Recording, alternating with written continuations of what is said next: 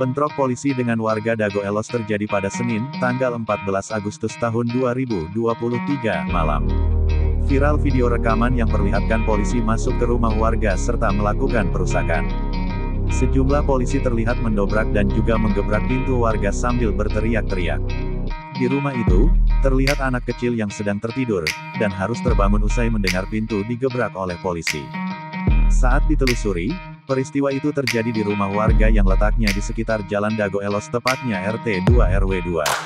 Salah seorang penghuni rumah, Handika bercerita tentang peristiwa tersebut.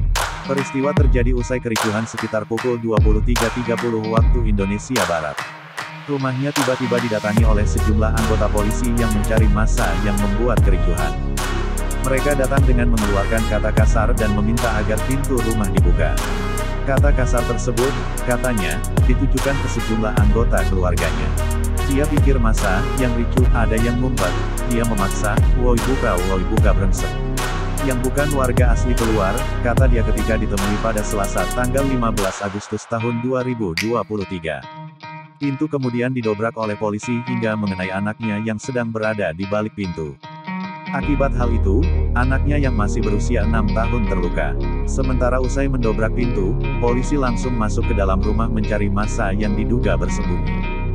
Salah satu polisi ngedobrak pintu yang di depan, nah anak saya ketakutan. Dia ngumpet di belakang pintu.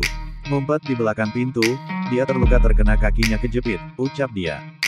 Namun, karena di rumahnya tak ditemukan siapapun, polisi itu langsung meninggalkan rumah tanpa mengucapkan permintaan maaf. Sementara itu, tak hanya mengalami trauma, anak dari Handika kini mengalami trauma akibat perlakuan polisi di rumahnya. Jadi trauma, sekarang anak tuh kalau mendengar teriak atau orang tidak dikenal itu ketakutan dan masuk kamar, kata dia.